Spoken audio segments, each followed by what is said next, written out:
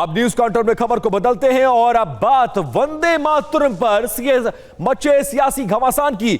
वंदे मातरम का सिर्फ 2 ही पद गाने के कांग्रेस के फैसले के खिलाफ आज देश के गृह मंत्री अमित शाह ने मोर्चा खोल दिया। अमित शाह ने कहा कि कांग्रेस ने वंदे मातरम के 2 टुकड़े कर दिए हैं। उन्होंने कहा कि पूरा गीत राष्ट्रीय एकता के लिए जरूरी है।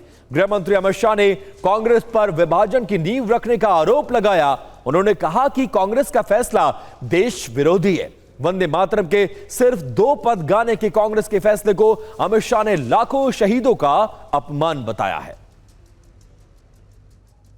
कांग्रेस पार्टी की कार्यसमिति ने एक आश्चर्यजनक और देश विरोधी फैसला लिया है। उन्होंने अपनी पार्टी के 37 के रिजोल्यूशन को फॉलो करते हुए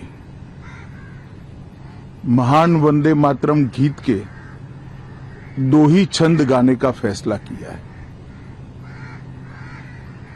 मैं इस समय पर पूरे देश को याद कराना चाहता हूं कि 1937 में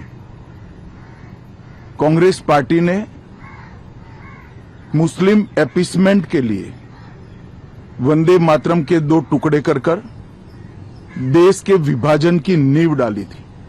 Chettinad Institute of Medical Education and Research, KGF, Karnataka. MBBS admission open 2026 to 2027. Apply through MCC Medical Counseling. गृह मंत्री अमित शाह 1937 के कांग्रेस के जिस रेजोल्यूशन की बात कर रहे हैं उसके बारे में आपको जानना बहुत जरूरी है। उसके बारे में हम आपको बताते हैं क्या है आखिरकार 1937 का प्रस्ताव जिसका जिक्र आज देश के गृह मंत्री ने किया है। कांग्रेस ने वंदे मातरम के पहले 2 पदों को स्वीकार किया था, बाकी 4 पदों को हटा दिया था क्योंकि उनमें देवी देवताओं का आह्वान किया गया था। बीजेपी का आरोप है कि मुस्लिम तुष्टीकरण के तहत बाकी 4 पदों को हटाया गया, जिसका जिक्र आज गृह मंत्री करते नजर आए। अब वंदे मातरम पर जो सियासी संग्राम छिड़ा हुआ है उसकी शुरुआत कैसे हुई यह बताने के लिए 3 तस्वीरें आपको देखना जरूरी है। पहली तस्वीर 15 अगस्त की है। दिल्ली में कांग्रेस दफ्तर में भी वंदे मातरम पूरा नहीं गाया गया। तब सोनिया गांधी और खड़गे राष्ट्रगीत के दौरान इशारा करते नजर आए। बीजेपी ने इसे राष्ट्रगीत का अपमान बताते हुए कांग्रेस पर हमला बोला। जबकि दूसरी तस्वीर 17 अगस्त की है। गोवा में कांग्रेस के एक कार्यक्रम में वंदे मातरम के शुरुआती 2 ही पद गाए गए, यानी कांग्रेस नेताओं ने वंदे मातरम का पुराना फॉर्मेट ही अपनाया और उसे गाया।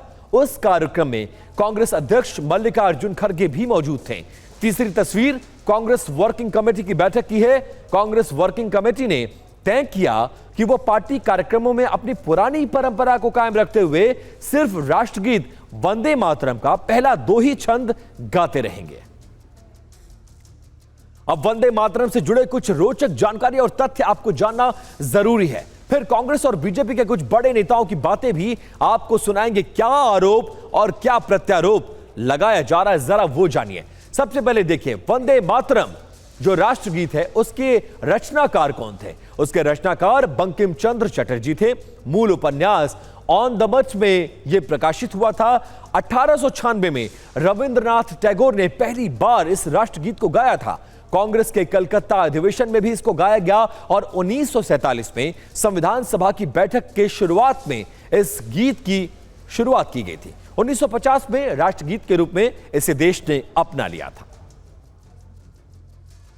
इसने दिखा दिया नहीं, उनको वोट ही जरूरी है, मुस्लिम तुष्टीकरण ही जरूरी है। देश बट गया, देश के 2 टुकड़े हो गए, लेकिन कांग्रेस को तो सत्ता तब भी चाहिए थी, कांग्रेस को सत्ता आज भी चाहिए।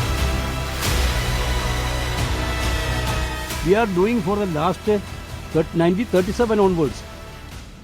More than 90 years we are doing this. What is new in it for us? अब राष्ट्रगीत पर जो कांग्रेसी सेल्फ गोल है वो सांप्रदायिकता के झोल से भरपूर हो तो इसी तरह की आपको बहकी बहकी बातें सुनाई पड़ेंगी। और ये कोई कांग्रेस का राष्ट्रगीत के प्रति जो आपराधिक अपमान की सोच है वो कोई संयोग नहीं है, बल्कि एक सांप्रदायिक प्रयोग है।